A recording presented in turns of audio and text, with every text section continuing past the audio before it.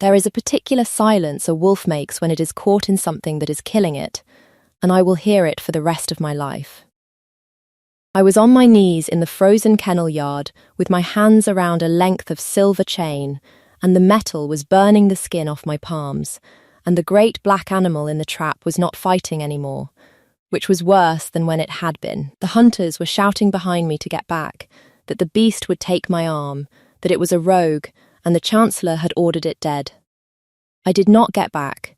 I had fed this animal scraps off the kitchen step every night for a year. I had told it every secret I owned. I put my mouth close to its ear, where the blood was, and I said the thing I had been pretending for months I did not know. Shift back. Please, I know it's you. It started a year before any of that, with a bowl of scraps and a wolf I had no business feeding. I should tell you who I was first, because it matters to everything after. My name is Maren, and I worked the night kitchen of the Holomere Palace, which is the lowest kitchen there is. The day cooks made the bread and the feast meat, and got the credit. The night kitchen existed to feed the guards on the wall, and the grooms, and the other people the palace pretended did not need feeding, and it was run by me and a deaf old woman named Tova, and a fire that never went all the way out. I was a woman grown, 24 years old, with no pack of my own.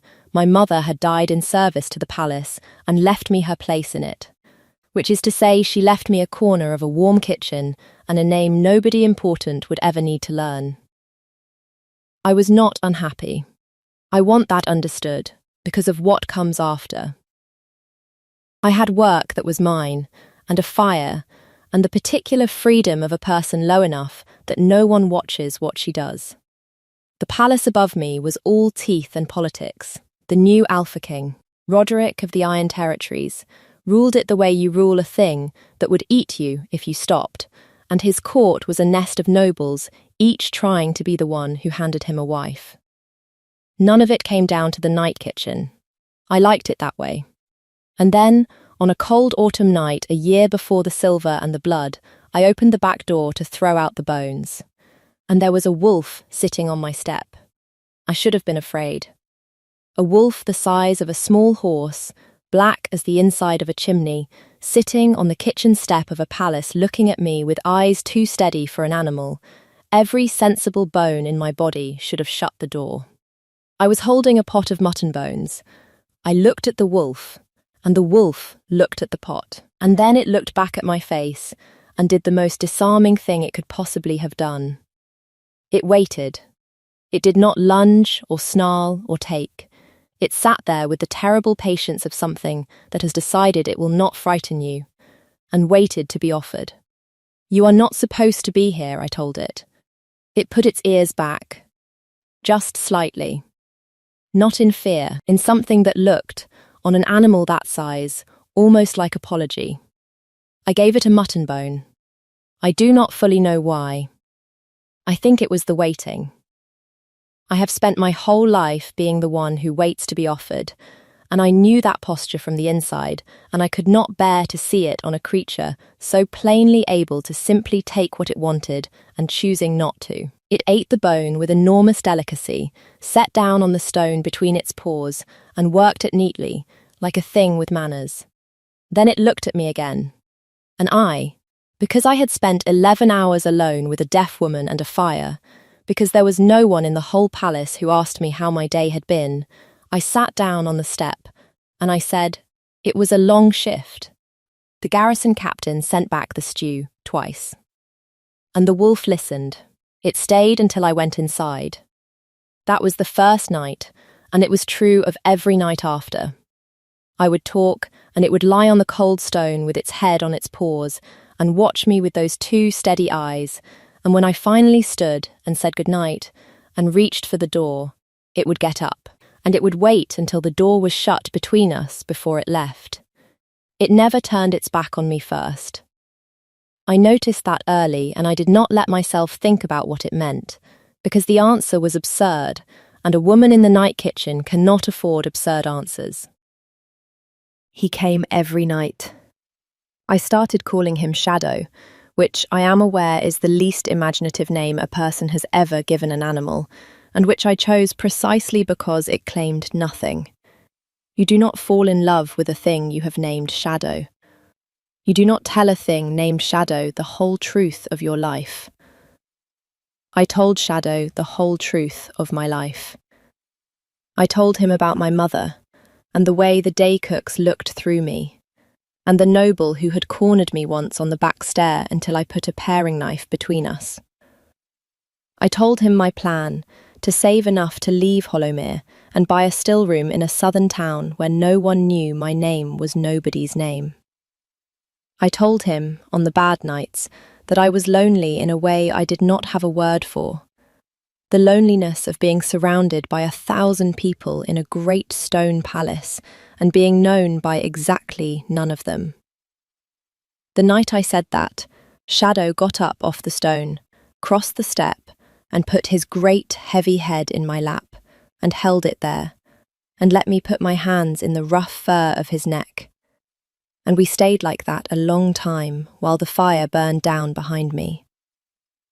It was the first time in years anything living had touched me on purpose, without wanting something I was afraid to give. You are the best friend I have, I told him. That is either very sweet or very sad, and I have decided not to find out which. He huffed a breath against my knee that I would have sworn, on any creature with a man behind its eyes, was a laugh. That should have told me. So many things should have told me. I want you to keep a list as I go, because I kept one too, in the place in my head where I put things I was not ready to look at. Here is the first thing on the list. In the spring, the king rode north to settle a border dispute and was gone 11 days. I know it was 11 days because Tova counted them by the bread, and because for 11 days Shadow did not come. I told myself wolves range. I told myself he had found better hunting, that winter starvation had driven him to the palace and spring had set him free, that I should be glad. I was not glad. I left the bones out anyway, every night, and every night they were there cold in the morning, and the kitchen step was the loneliest place in the territories. On the 12th night he was back, thinner, with a half-healed cut along his flank, lying on the step as though he had never left. I should have asked myself what kind of wolf keeps the exact calendar of a king. I did not ask. I knelt down and cleaned the cut on his flank with the same hands I used for the garrison's wounds, and I scolded him for going off, and he leaned the whole heavy weight of himself against me and let me work, and I put the question on the list and closed the lid. If you have stayed with me this long, if you want to know what I finally saw on the night I stopped being able to keep that lid closed, and what it cost me to have fed a king off my step for a year and told him every secret I owned, then stay close, because the part where I find out who Shadow was is not the part that broke my heart. The part that broke my heart is what I learned about why he could only come to me with 4 legs and no voice. Keep the list. We are nearly to the bottom of it. The thing about the bottom of the list is that the world tends to throw the lid open for you, whether you are ready or not. It happened at midsummer. There was to be a great court feast. The Chancellor, a smooth grey wolf named Hesketh, who ran the king's household and a good deal of the king's mind, had arranged it to receive a foreign delegation. A northern alpha was sending his daughter, the Lady Vesna, and everyone in the palace from the wall to the night kitchen understood what the feast was for. The king was to be married, for an alliance, to a woman he had never met. Hesketh had spent 2 years building toward it. It would make the Iron Territories unbreakable. It would make the king a tool of his own treaty. Everyone agreed it was very wise. I was hauled up into the day kitchen to help, because a feast of that size needs every pair of hands. And that is how I came to be carrying a tray across the edge of the great hall, invisible in my night kitchen grey, when I saw the king properly for the first time. I had seen him before, of course, the way you see weather, at a distance, on a balcony, a shape on a black horse.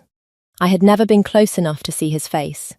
Now I was, and I stopped so suddenly the cups rang on the tray, because I knew his eyes.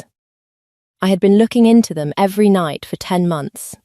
He was seated on the wolf-carved throne, listening to Hesketh with the still.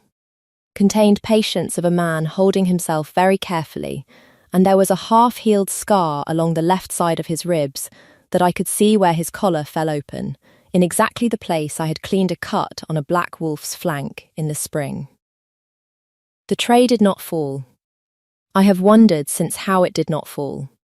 I set it down on a sideboard with hands that had gone strange and far away, and I walked back out of that hall, and I did not faint or weep or make a sound, because the lowest woman in a palace learns before anything else how to keep her face still while the floor drops out of her world. Shadow was the king. The wolf I had told everything to, my mother, my plan to run, the noble on the back stair, the word I did not have for my loneliness, was Roderick of the Iron Territories, the most powerful wolf alive, who was to be married at midsummer to a stranger for the good of his kingdom. And here is the second thing I want you to mark, because it is the hinge of the whole story and the place where the woman who fed a stray on her step stopped being that woman. I was not angry that he was the king. I stood in the cold back corridor with my heart going like a hunted thing, and I waited for the betrayal to arrive, the fury, the humiliation, the sense of having been deceived and used and laughed at. It did not come.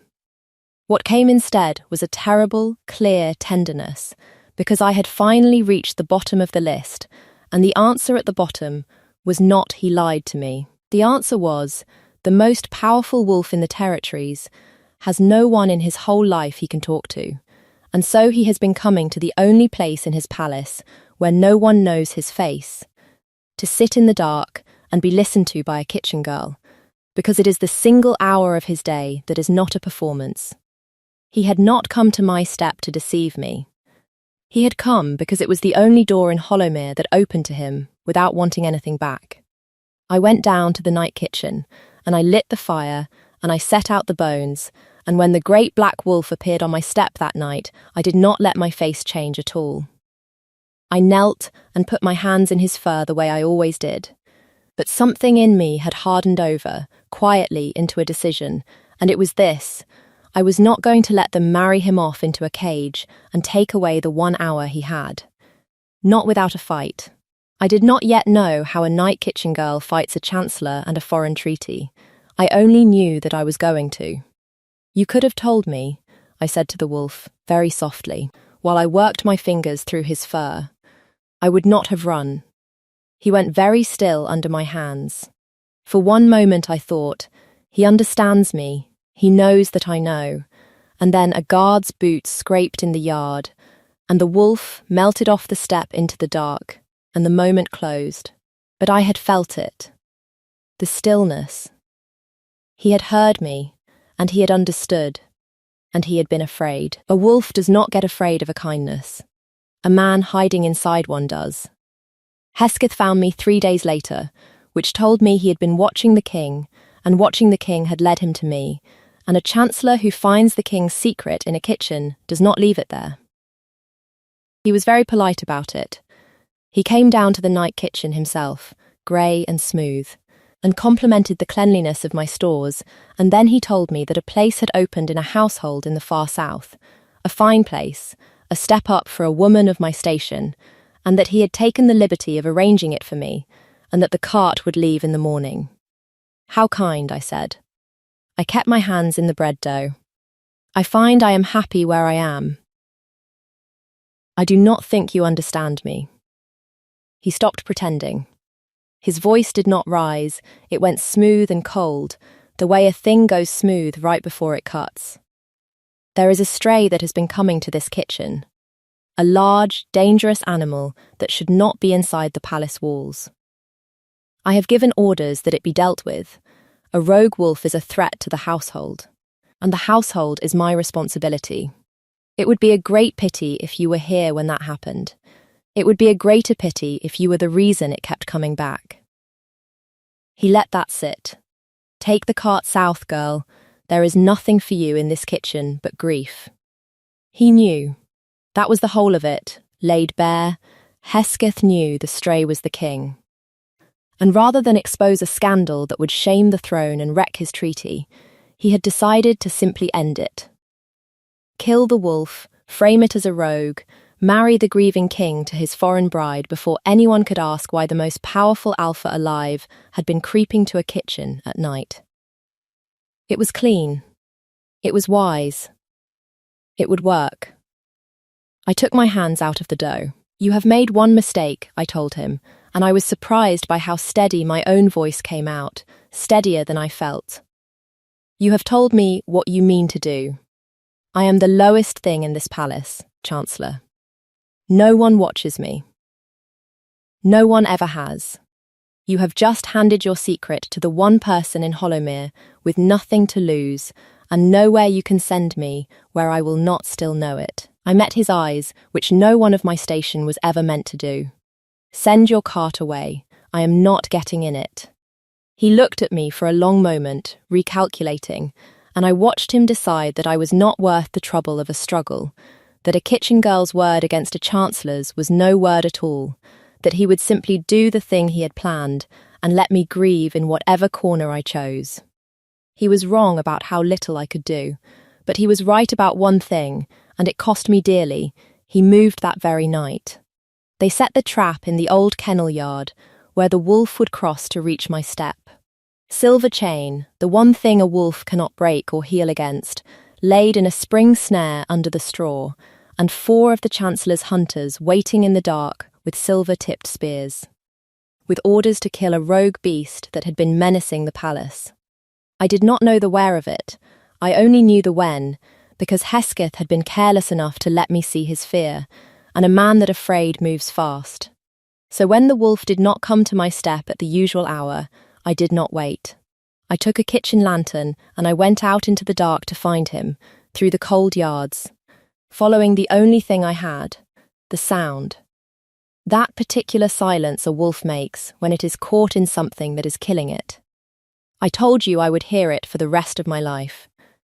I heard it first that night, across the kennel yard, and I ran toward it when every sensible bone in my body screamed to run the other way. And now we are back where I began, with the silver burning the skin off my palms, and the great black animal gone quiet in the trap, and the hunters shouting at me to get back. The silver chain had drawn tight around his foreleg, and the more he had fought, the deeper it had bitten, and silver does not let a wolf heal. It holds the wound open, it holds the shift down. It was killing him slowly, and there was nothing his enormous strength could do against a thing that simply would not let him be strong. He was not fighting anymore. He had gone to that terrible stillness. His eyes found me in the lantern light, and I have never seen anything so unguarded in my life as the King of the Iron Territories looking up at me from inside a trap, knowing I had come, knowing I would see what he was, too far gone to hide it any longer. Shift back, I said, with my mouth against his ear and my hands on the chain. Please, I know it's you, I have known for weeks. Shift back, and I can get the silver off, but I cannot do it while you are this size. Roderick, please, shift back. His name. I had never said it. I felt the shock of it go through him. Get away from it. One of the hunters was shouting, coming closer with the silver spear levelled. Girl, it'll have your throat. I did the only thing I could do. I lay down over the wolf in the straw, between the king and the spears, and I wrapped both my burning hands around the silver chain to keep them from driving it deeper, and I put my body in the path of 4 armed men in the dark. His name, I said, loud enough now for all of them, loud enough to carry, is Roderick. He is your king. Drive that spear, and you will be the wolf who killed the Alpha of the Iron Territories on a Chancellor's word, and I will be the witness who saw you do it. Now put it down.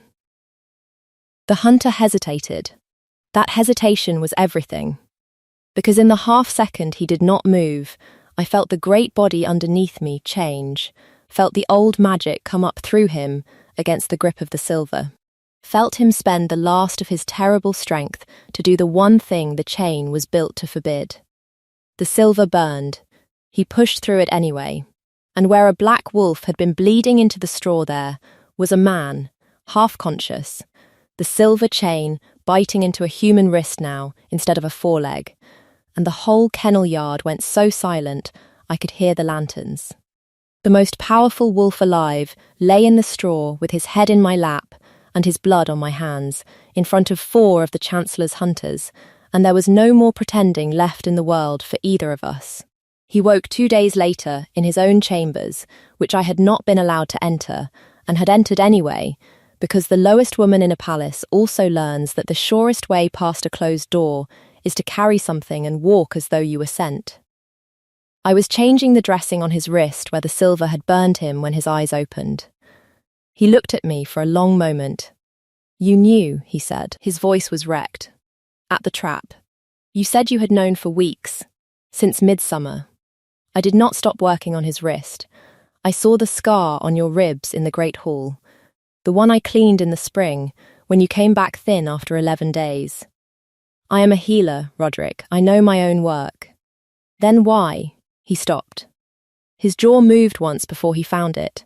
"Why did you keep leaving the bones out? You knew you were feeding a king who had lied to you every night for a year. Why did you not throw it in my face? Why did you put your body between me and 4 spears for a man who let you tell him your whole life and never told you his name?" Here is the part I had decided, 3 days before, in the cold back corridor with the floor dropping out of my world. And here is the deliberate thing I want you to understand. He thought his secret was the great wound between us, that he had deceived me, used me, made a fool of the kitchen girl. He had braced for my fury the way a man braces for a blow he believes he has earned. And I was about to take that whole expectation and turn it over. Because it was built on a thing that was not true. "Because you did tell me your name," I said, "just not the one you were born with." For a year, every night, the realest thing in this whole stone palace came and sat on my step and listened to me and let me put my hands in his fur, and never once wanted anything from me but the listening. That was not a lie, Roderick. That was the only true thing either of us had. You did not deceive me with the wolf. The wolf is where you stopped being able to deceive anybody. I tied off the dressing. My hands were steady now, though my eyes were not. I did not feed a king who lied to me. I fed the one honest hour of a lonely man's day, and I would do it again tonight. And you can keep your guilt, because I will not have it. You have nothing to apologize to me for. You only have to stop hiding. He looked at me as though I had reached into his chest and moved something that had been stuck for years. "I came to your step the first time by accident," he said very low. "I was running the wall as a wolf because it was the only place no one could find me to want something, and I smelled the bones, and you opened the door, and his breath went unsteady. You waited. You did not bow or beg or angle for a thing, you just sat down on the step and told a stray about your day. Do you know how long it had been since anyone in my life did not want something from me?" The corner of his mouth did something it had clearly been fighting. I told myself I kept coming back for the quiet. I was lying to myself, which is the only person I am any good at lying to. My wolf knew what I was coming back for a long time before I let myself know it. He chose your step. I just kept following him there and pretending it was an accident. I did not say anything. There was nothing left in me steady enough to say. "Marin," he said my name like a man setting down something heavy he had carried a long way. "I do not want the alliance. I have never wanted it. I have spent 2 years letting Hesketh build me a cage because I could not think of a reason worth the war it would cost to refuse, and then a kitchen girl put her body between me and 4 spears and gave me one." He reached up, with the wrist that was not burned, and touched the side of my face once, the way you touch a thing you have decided to stop pretending you do not want.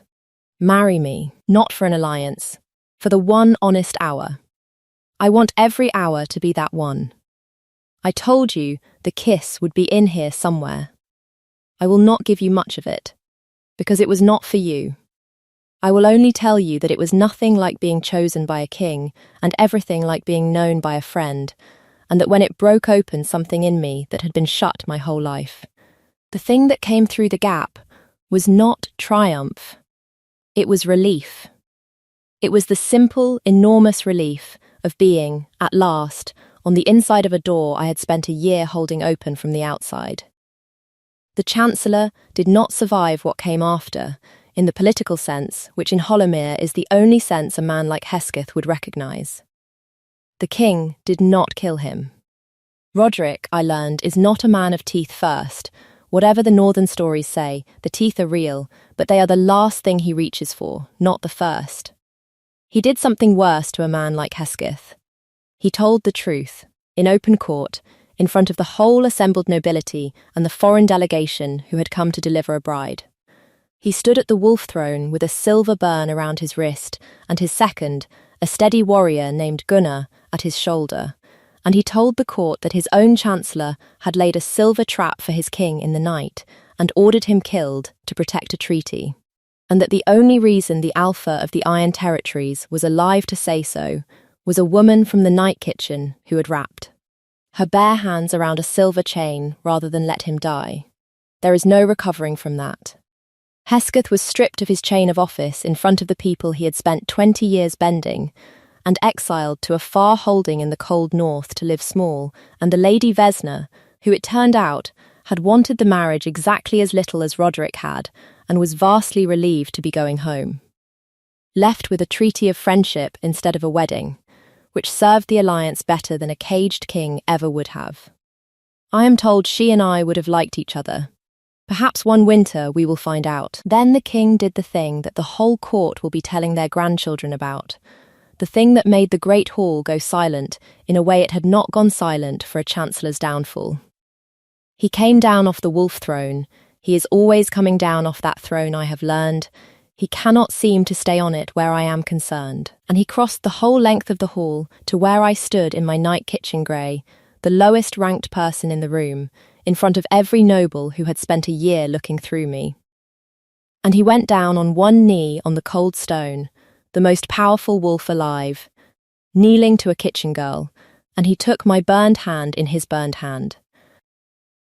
"This court has spent a year not knowing your name," he said, loud enough for all of it. "Her name is Marin. She fed a stray off her step every night for a year and asked it for nothing, and the stray was your king, and there is not one of you who has ever shown me the half of what she showed an animal she had no reason to love. I am going to spend the rest of my life trying to deserve it. You may watch." No one laughed. No one looked through me. The whole stone palace, that had not known I existed, learned my name in a single afternoon, and I stood there in my grey, with a king kneeling in front of me, and thought, with the dry, clear corner of my mind that has never once let me drown, well, the bones will have to wait. Tova will be furious. It is a year on now, and there is a wolf that comes to the night kitchen step. He does not have to. He is the king, and there is a fire in our chambers, and a soft bed, and a whole palace that bends to him. But a few nights a month, when the weight of the crown gets too heavy, and the court has wanted too much from him, the great black wolf slips down to the lowest kitchen in Hollowmere, and sits on the cold step, and I come out with a bowl of scraps, and sit down beside him, and I tell him about my day, and he listens. It is the only hour neither of us is anything but what we are. I have come to understand that this is the truest thing I own, not the title they gave me, not the chambers, not the court that learned my name. The step, the bowl, the 1 hour. He could not have given me those. He could only have stopped hiding inside them, and he did. I asked him once, on the step, why his wolf had chosen my door out of the whole palace, that first cold autumn night. He was quiet a long time. Then he huffed a breath against my knee, the same breath I had spent a year telling myself was not a laugh, and he shifted back enough to answer me in a man's voice, in the dark, where no one could see the king of the Iron Territories being soft. "Because you waited," he said. "Everyone else in my life takes." You opened a door with your hands full of bones, and you waited to see what I needed before you gave it. I have ruled half the north, and no one has ever once done that for me. He put his head back down in my lap. He knew before I did. He always knows before I do. I have decided to stop arguing with him about it. The fire burns down behind us. The bones are in the bowl. The wolf stays until I go inside, the way he always has, because he has never once been able to turn his back on me first, and I have finally stopped pretending I do not know what that means. So tell me, before you go, because I have turned it over on more than one cold night and I cannot quite decide, do you think his wolf chose my step that first night because of the bond, because some animal part of him recognized across the whole palace the one person who would never want anything from him? Or do you think he was simply a lonely man following the only quiet in his life, and the bond was just the name we put on it after? To make it bearable. I cannot tell where the wolf ended and the man began, and I am not certain he can either. Tell me your theory below. And if you want to know what happened the winter the Lady Vesna came back to Hollowmere of her own accord, with a friendship treaty in one hand and a secret of her own in the other, comment the step and stay close and I will tell you. But that is a story for another night. For tonight, the fire is warm, the bowl is full, and the wolf has just come down to tell me about his day. For once. Instead of the other way around.